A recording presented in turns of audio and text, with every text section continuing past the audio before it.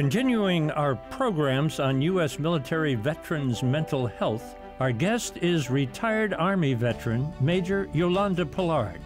Her service includes tours in Iraq and Afghanistan. Her expertise, communications with a team of more than 200 under her command. During her service, Major Poullard experienced what's called the invisible wounds of war, and her recovery continues.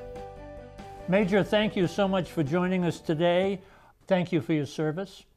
Jennings, Louisiana? Yes, sir. I'm located in Jennings, Louisiana. Tell me a little bit about Jennings so we get a little flavor of the area and the town. Well, Jennings is a rural area.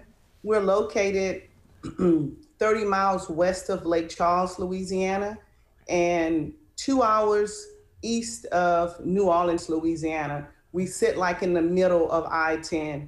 Mm-hmm. It's just a rural little country area. The biggest store we have is Walmart. What's the population, size of the town? Roughly 25,000. Oh, okay. Is that an area where you grew up? Yes, I grew up here in this area, went to high school, then went on to college. Tell me about your family life, a little backstory, your mom, your dad, any family members? Well, I grew up, I was the sixth child of 8, and we grew up in a little rural area, nothing really to do but just go to school, participate in sports, go to church. My dad worked at the local shipyard. My mom was a housewife, and it was just us. I mean, we're a close-knit family. Mm-hmm. We try to celebrate holidays together, do everything together. Did you mentioned sports? Did you play sports in high school and college? Well, in high school, I tried to play volleyball, but I wasn't good. That'd be two of us. That'd be two of us. We try, we show up. Yeah. So much fun. Where did you go to college? I graduated from Grambling State University in Grambling, Louisiana. Oh yeah, that's famous school. What'd you major in? I received my degree in sociology and psychology. I'm a fan of you already with those 2 degrees. Love sociology, love psychology. What attracted you to the military? Well, when my older brother joined right after high school. And like I said, we're a close-knit family. So once I graduated, I received a ROTC scholarship when I was in college. Mm-hmm. The scholarship paid for everything. And I started training. I was a cadet for 4.5 years. And then once I graduated, I was commissioned as a second lieutenant. Mm-hmm. And where was the first area of your service? My first duty station was located in Korea, South Korea, at Camp Corner. Mm-hmm. Did you get were you there for a period of time? Because we've done a number of programs there over the years and grew to love the Korean culture and the people. It really is a neat experience, huh? Oh, it is a very neat experience. I was there for a year. And before I got out, I was sent back to Korea, to up north, though, to a different area. Did you learn any Korean while you were there? Well, no, not really. But I had a lot of Korean friends. Hangul is a difficult language to learn. It is, it is. I learned to say annyeonghaseyo in greeting people. Annyeonghaseyo. Oh, okay. And kamsahamnida, which is thank you, right? Yeah. Thank you. That's the main ones. You gotta learn how to say. And Adashi and Ajima. What's that?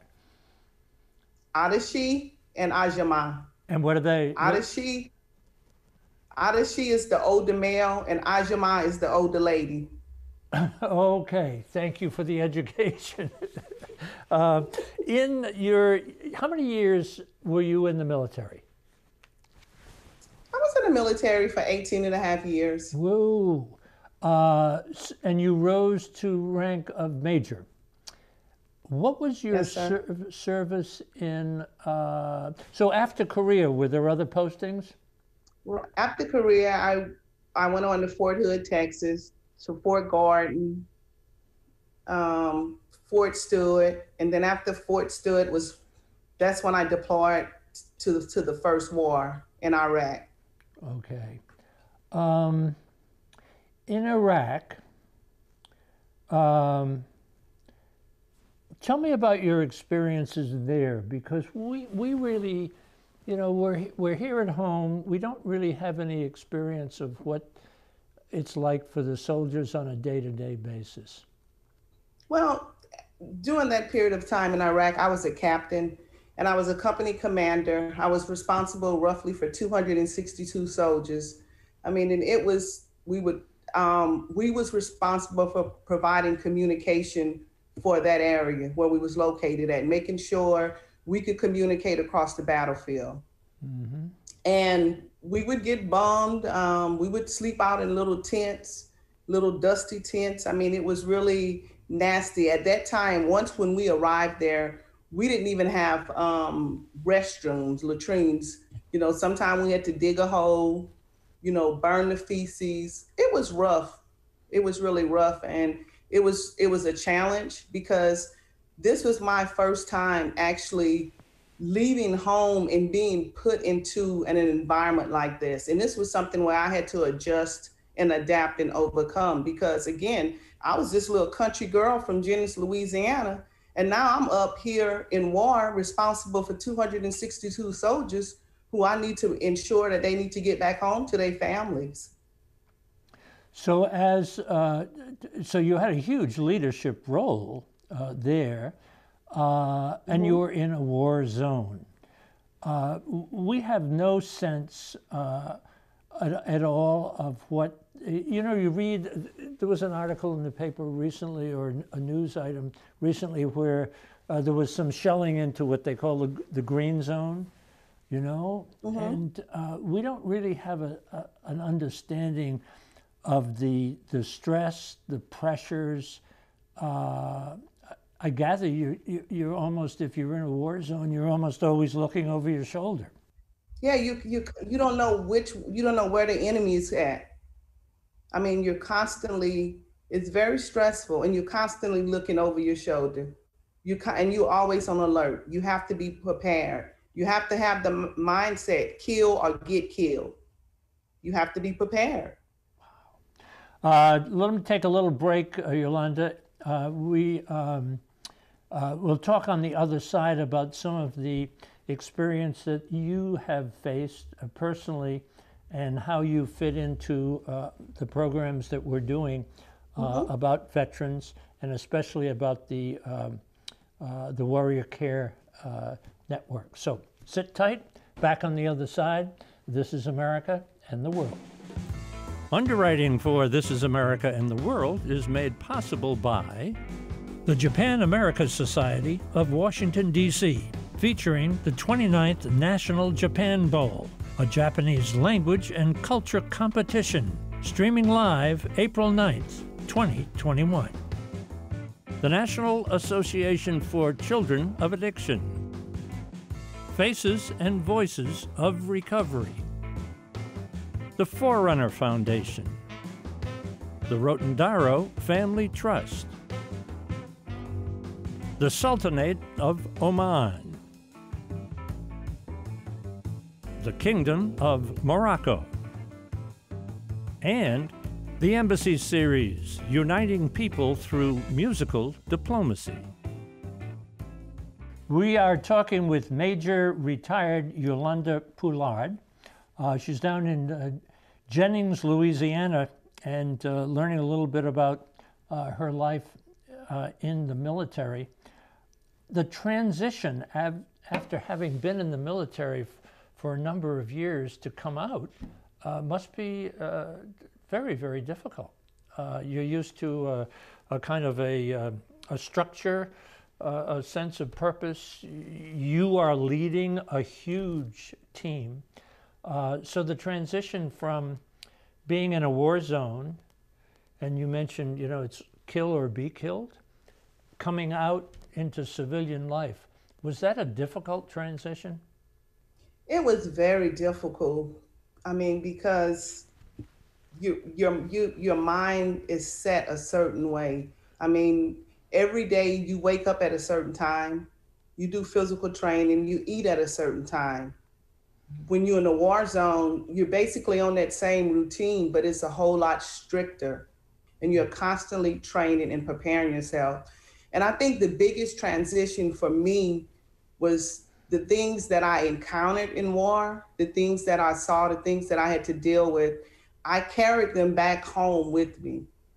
I mean, I carried my last job when I was in Afghanistan. I was a part of a team called AFPAC Hands, and we would go out into the community and we would help women. We would help women meet with the councilmen, and every day you would have your weapons, you would have your team, you ready to go out on the mission. And once came back home, I bought all of that luggage from war back at home with me, and I just didn't know how to recover. I didn't know how to live again. I didn't know how to be a mother. I had a 5-year-old daughter. I couldn't do anything with her. I mean, I was just in a constant struggle. I mean, it was also dealing with guilt because I had lost soldiers when I was in Afghanistan, and that would just tear me apart. You know, every day, when I first came home, every morning I would wake up like I was going out on a mission. I mean, my mind was still in Afghanistan, but my physical body was home. But I just didn't know how to adapt. I didn't know how to reset myself. When they talk about post-traumatic stress disorder, they say that quite often people are, and you've painted some of the picture for us about just getting up in the morning and being under stress. The pictures that you experience, can you bring into your mind right now something that you have that you witnessed either in Iraq or Afghanistan that will make it clear to us the kind of flashbacks that you might have? What pictures might come into your mind? You know, my biggest flashbacks was the bodies, having dead bodies scattered all over. Like when we first went into Iraq, we drove into a field and it was just dead bodies all over. And just the smell, I mean, and sometime I could look like my mind would take me back and I could smell it, just the smell of a dead body, just seeing torsos, you know, fingers and hands, and that just the sight of it, you know. And then when I moved on into Afghanistan, losing my soldiers. I mean, these soldiers was with me, they protected me, and I was not there, and just losing them and seeing their bodies splattered all over. I mean, it comes to you. It's a constant trigger in your head where you just, you know, you just hear, you know, you see it and you just don't know what to do with it. So you see it and you hear it, and you mentioned earlier you could smell. You could even the smell it. Comes back. Mm-hmm. Mm-hmm. So when you got home and you have your little daughter, what's your little daughter's name? Alana. So you just said, I read a little article or a little piece about you, and one of the things that jumped out at me was you had said to somebody that you were just useless, that you had to have help with everything. Talk a little bit about that. Yes, I was just here. I couldn't take my daughter to any of her activities. I was scared to drive because I was thinking that, hey, I might roll over a roadside bum or IED. I couldn't do anything. I was just like an empty shell. You know, I couldn't function. I couldn't be a mother to my daughter. I was just, it was hard. I mean, it was really hard because I had this child and I just didn't, my mind was still in Afghanistan. I mean, I couldn't drive. I was just here. And it was really, really difficult for me. I mean, I thought about taking my life on several times. It was just difficult. I'm so sorry to hear that. At what point did you reach out, and what kind of help did you try to get? Well, one of my former first sergeants, she contacted me and she knew I was struggling and what was going on. And she introduced me to Warrior Care Network. And I stated to her that I've completed several other programs. And I was like, I'm just tired of going through all of these programs. And when I get back home, I'm back in Afghanistan, or I'm back in Iraq. And what she said to me, she said, just give it one try. She said, just give it a try. She said, just make that phone call. And I made the phone call to Warrior Care Network. And I was enrolled in an IOP program. And that program, it gave me tools. It gave me tools. So when I got back home, I could use the tools. When I get stuck, I could go back to my book and say, hey, we did this. And it taught me how to look at life in a different way. And it also gave me, honestly, I could say that it brought sunshine back into my family. I mean, it's a struggle. It's still a struggle. I mean, I have up and down days, but I have the tools that I need. And this is a binder that I received from the program. And in this binder, it have everything that helps me with my day-to-day life. I mean, I may think that I'm in Afghanistan, but it'll help me put me back into the place and time where I'm at today. You used the initials IOP.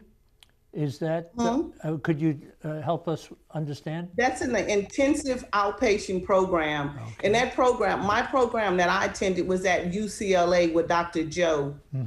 And the program was 3 weeks. You do 3 weeks in person, and then you do 3 weeks at home. And the team continue on following up with you. I mean, after the time, they continue following up with you. You may get a call once a month. Someone is going to follow up with you, contact you, and just to see how you and your family is doing. But honestly, that program is what saved my life. That program is what took me out of this black hole, this empty shell that I was, and it gave me life again. Because now looking at myself, I can say that I am fully functional. I mean, I was able to get back in school, work on my PhD, do things in my community, help young ladies out in my community that is struggling with substance abuse problems, and just different things. And it's all through this intensive outpatient program that I attended at UCLA through Warrior Care Network. Let me ask this, if I may, Yolanda. So you were selected for the program. I guess they had to kind of evaluate you as far as the difficulty of your PTSD, and then you were selected for the program, flown out to California for the 2 or 3 weeks. What happens during that period of time when you're in the program? What kind of daily? Just maybe describe a particular day for us. Well, the program, it starts in the morning. You start off with exercise. You start off with physical exercise. Then you go on to your group sessions. You have group sessions where you talk about different things. And one of the things that we did was cognitive training, which was using these sheets. It's called ABC sheets. And you list the things that happen to you. You list your how you feel, your emotions, your behavior. And then it teaches you not to blame yourself for the things that happen to you. It helps you realize that the world is not as dark as you see it, and it's hope. And cognitive training, I would say that was one of my favorites. Then we would also have art therapy. Art therapy, it helped me to tell the story how I was actually feeling. I mean, you could tell the story with art we would just draw pictures on how you feel, what is going on. And it helps you tell that story without voicing it. We also did equine training, and that was with the horses. What is that supposed to teach you? Well, it it taught you how to relax and how to be around. I mean, because what I noticed that a horse, they will come around you like in your personality. Like they had one, I couldn't remember the instructor say, this horse is a bossy one, but the horse was always, that was mine, because it was all, and she was like, oh, you must be bossy. But it just relaxes you, and it helps you to, because you're there with other warriors that's struggling too with PTSD and different things. And it just helps you to relax and to be yourself, and just to tell your story. Let your warrior buddies know what you're going through. Mm-hmm. Is there individual therapy as well? Yes, it's individual therapy.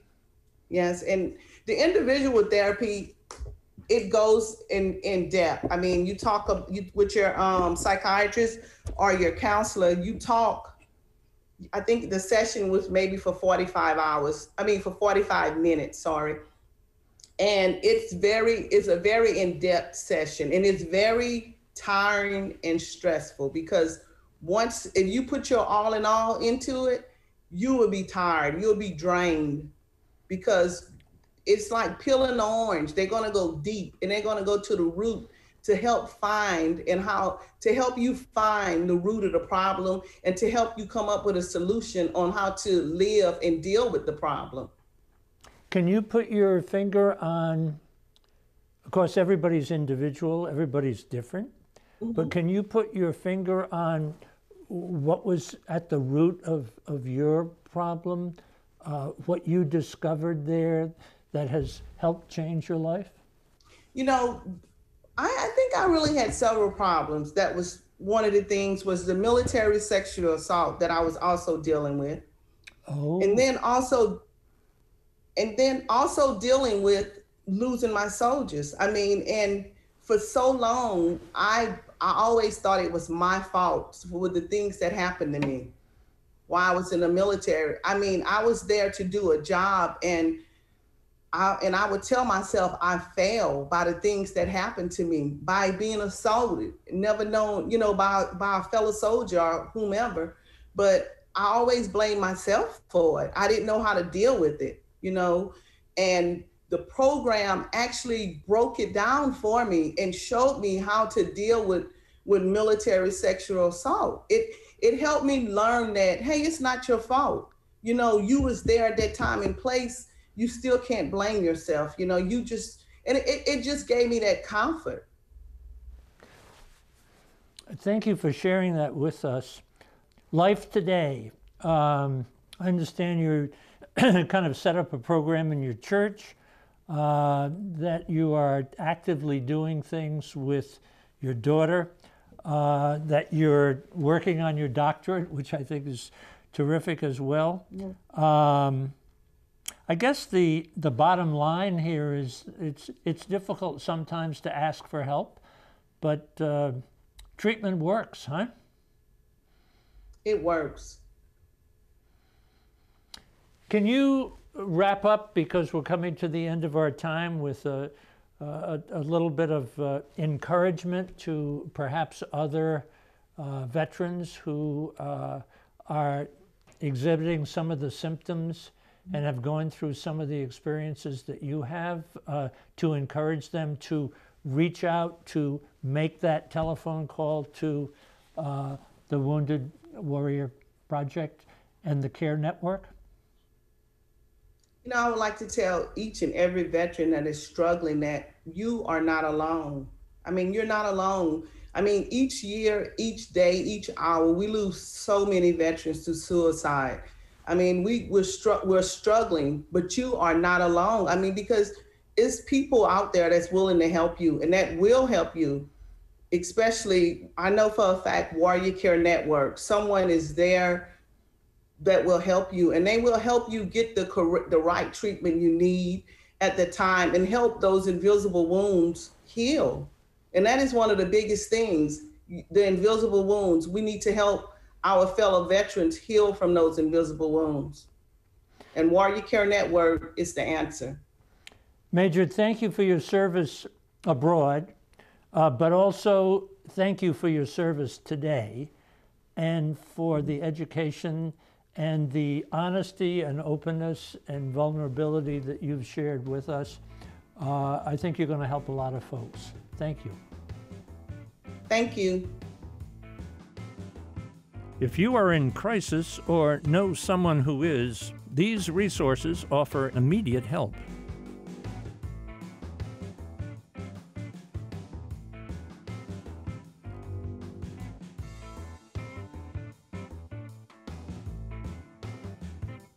For information about This Is America in the World, visit our website, thisisamericatv.net, or our YouTube channel, This Is America TV, and follow us on Facebook and Twitter. Underwriting for This Is America in the World is made possible by the Japan-America Society of Washington, D.C., featuring the 29th National Japan Bowl, a Japanese language and culture competition, streaming live April 9th, 2021.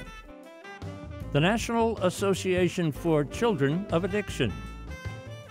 Faces and Voices of Recovery. The Forerunner Foundation. The Rotondaro Family Trust. The Sultanate of Oman. The Kingdom of Morocco, and the Embassy Series, Uniting People Through Musical Diplomacy.